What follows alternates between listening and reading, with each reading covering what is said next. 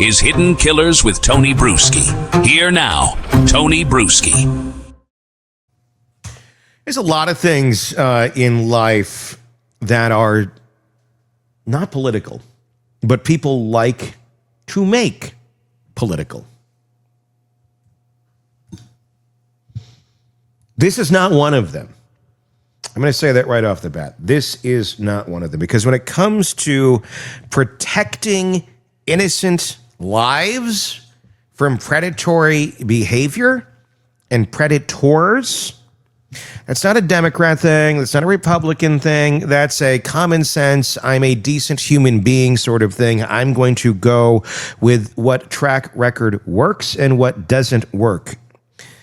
And there's not a lot of room for experimentation when it comes to that sort of decision-making power that one would have.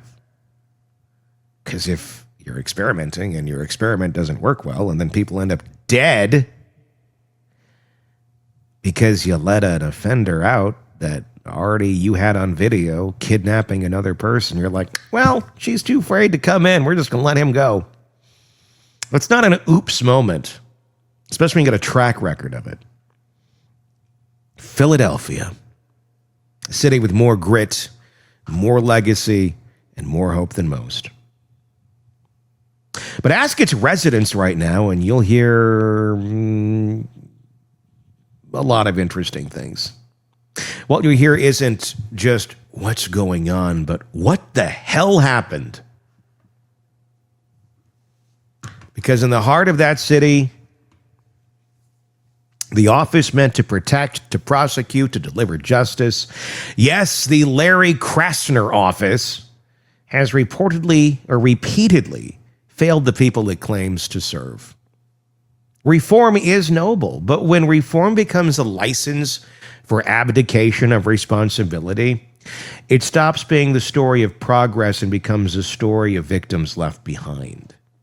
And from the moment Krasner took office, he declared a new era.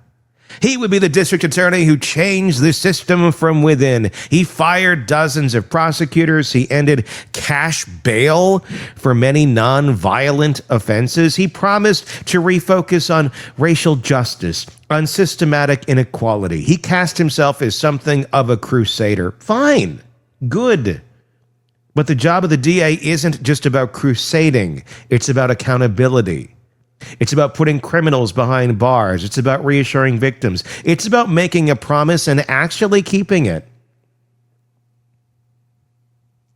Instead, under Krasner's rule, we're seeing the number of serious felony cases dropped or lost shoot up.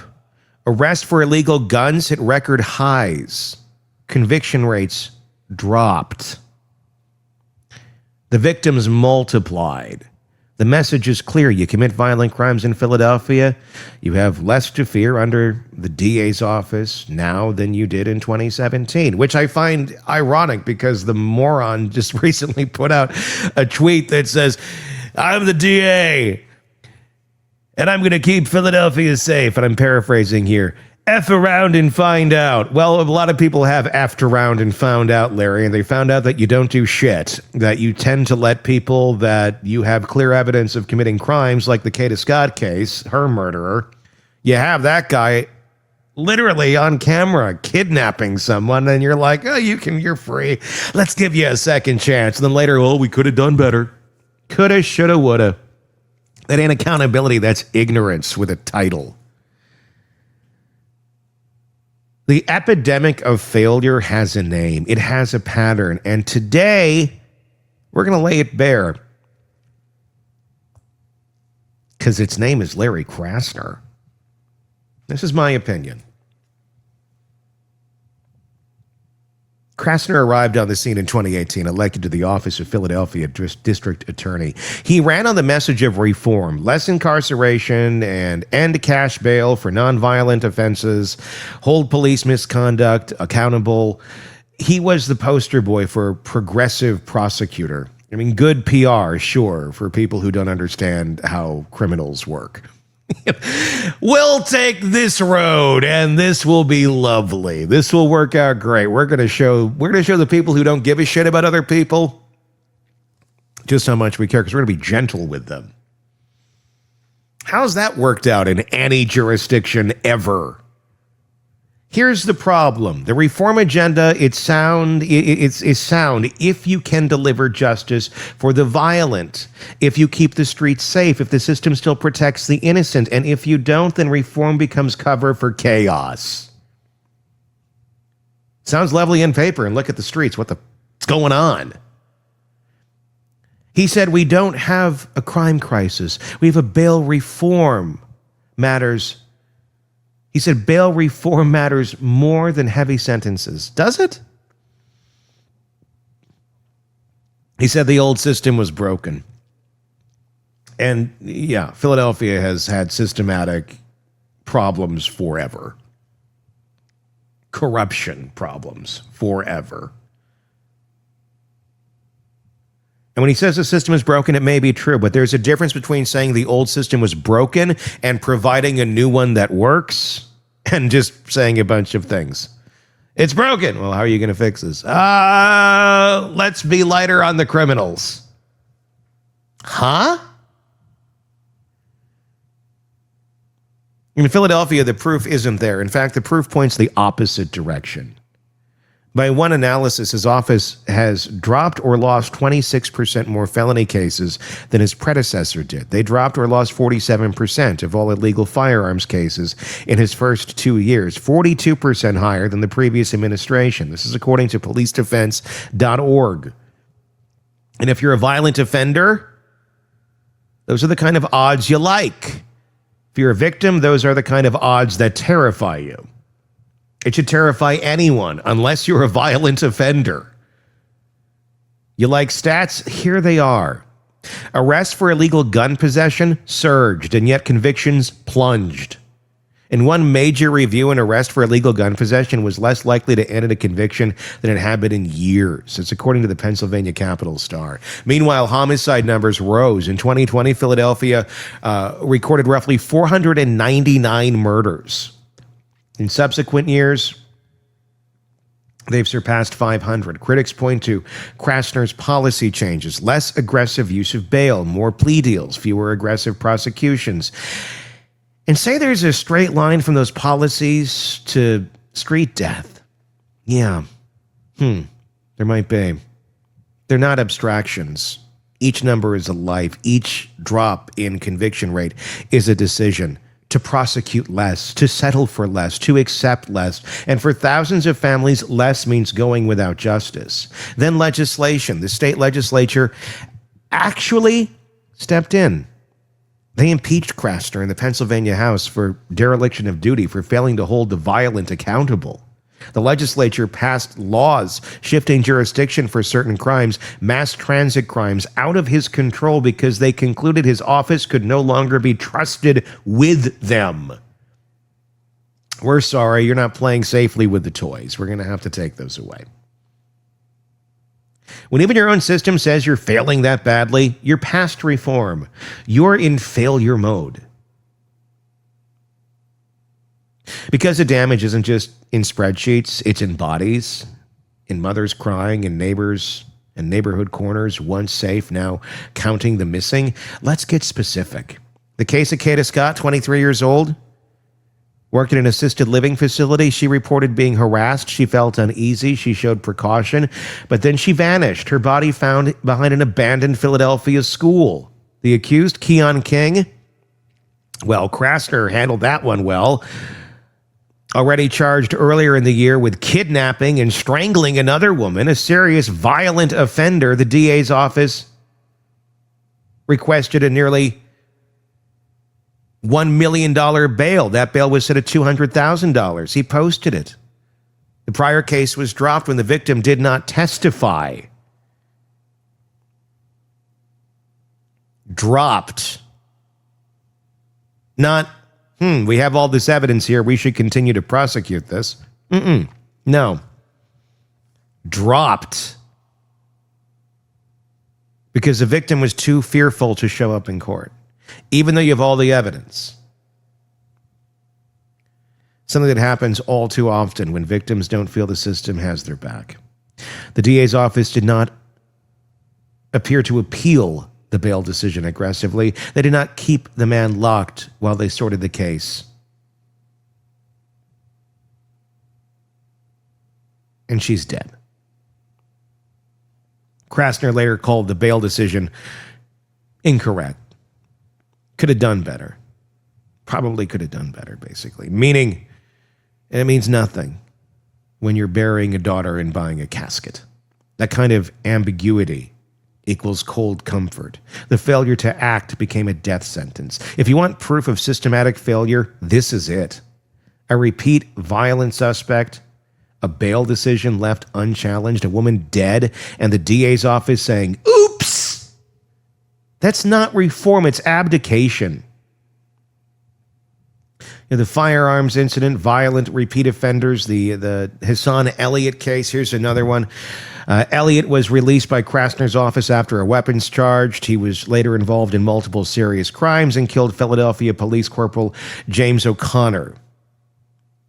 The analysis by LDF ties Krasner's policy of releasing repeat gun offenders with the carnage on the streets. It's not just, we tried and lost. It's, we let you go and you killed again.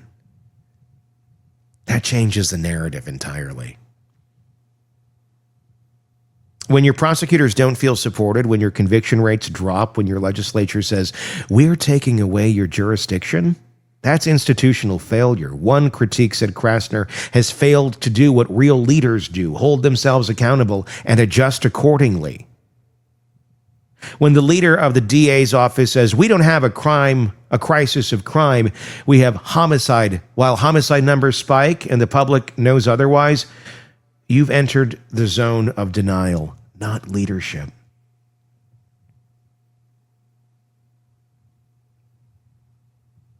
Let's get spoken. You say you believe in justice. You say you believe victims matter. You say you believe public safety is a right, not a privilege. Then you must care about the story. Because when the top prosecutor in your city consistently fails to hold violent offenders accountable, when the system says, yeah, there's a bail hearing, but that bail, it's somewhat modest. We won't push. When thousands of gun arrests turn into nearly nothing, then your city, it changes, not gradually, visibly. You stop trusting the system. You stop calling when you should. Witnesses start disappearing. Families stop hoping. Neighborhoods give up. And the people left behind, the next young woman walking to work, the next family reading the obituary, you, your sister, your friend. There's a philosophical argument about reform that matters, absolutely. But that argument is meaningless if the violent person is still free to roam while you hope. That argument is hollow for the survivor. That argument is luxury for those who aren't getting shot. Real reform cannot exist without real accountability. Because each instance here is a dual failure. A crime happens, and the system intended to stop it doesn't. That double hit is what undercuts trust. It sends a message, you're on your own. If you care about public safety, victim justice, or simply living in a city where violent offenders know they'll face consequences, this matters deeply. And guess what? If you are listening to this right now, watching this right now, and you are in Philadelphia and you can vote, you can make a change about this right now. You don't have to just sit there and go, oh shit, our city's falling apart more than it already has. No. You have an election. This is not theoretical. This is real. It's urgent. The next election, November 4th, 2025, for Philadelphia DA, is not a passive civil task. It's a referendum on whether victim justice matters or evaporates under slogans. If you're in Philadelphia, it's your vote. If you're elsewhere and care about what justice should look like, it's your voice. Because when the DA's office ticks off checkboxes but fails to protect, it's not just that city losing, it's precedent. So here's a task. If you want some change, if you're angered by this and you are in Philadelphia, vote. Don't let the slogans fool you. Don't let his idiotic tweets about F around and find out. Well, doesn't that sound great? We've already found out. I'm not in Philadelphia, but I have to keep covering your effed up stories because we are finding out. And the finding out equals another F word, failure. Don't let the reform branding blind you. Ask, did the victims get justice? Did the criminals face meaningful consequences? Did the city's communities feel safer or more at risk? If the answer is no, then don't treat this as politics. Treat it as protection. If you believe victims should matter, if you believe violent crime deserves more than a memo, if you believe the system should work, then act. Because in Philadelphia today, the choice isn't more or less reform. The choice is, will we have justice at all? And if you want it, well, Larry Krasner is not your man. So if you're going off of name recognition, what name do I recognize? Because unfortunately, that's how most elections work. What name has been said the most? What one's in your head? And go, well, I heard about this one. I'm going to check that box. Vote with your brain. Vote with your thinking part of your brain, not the one that just recognizes patterns that you've heard names of repeatedly. Philadelphia, you can't have it both ways. You can't demand reform and deliver no accountability. You tried, he didn't work. You can't stand for victims and then allow their killers to walk free. You still got the Ellen Greenberg problem too. And ain't nothing happening there. You can't promise to change the system and then abdicate the basic duties of the prosecutor. Larry Krasner came in as the reformer, but if you care about justice, you'll judge him not by the catchphrases, but by the results. The verdict, too many victims unprotected, too many cases dropped or lost, too many questions and too few answers. The DA's office is not a philanthropic mission. It's not a gesture towards systematic change. It's the front line of justice, and right now that front line is failing. Your city is failing. If you believe in accountability, if you believe in protecting the innocent, if you believe in consequences, then your vote is not optional. Because this isn't just about one man, it's about the promise of public safety, the promise of victims mattering, the promise that you're not alone. Philadelphia deserves better than this. The victims deserve better than this. The neighborhoods deserve better than this. Let's stop pretending progress without protection is progress at all. And just because somebody uses the word progress in a sentence doesn't mean they're actually making any progress. Demand real justice. Vote, demand, hold accountable, because if you don't, the failure won't just stay in Philadelphia. It'll echo everywhere. Justice is supposed to matter. To be clear, reform without results is failure. And in this city, that means lives. So if you're seeing this, listening to this before the election, go vote on election day. Go in advance if you can.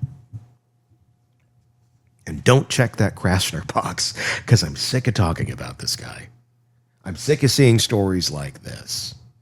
You have other options. Do your research. It is your duty as a citizen to do so, and pick somebody that's actually going to try and keep your city safe and not have more cases like this being in your headlines. Your thoughts in the comment section, please. On YouTube, search Hitting Killers of Tony Brueski to find us there. Until next time, I'm Tony Brueski. We'll talk again real soon. Want more on this case and others? Then press subscribe now and don't miss a moment of true crime coverage from Tony Brueski and the Hidden Killers podcast.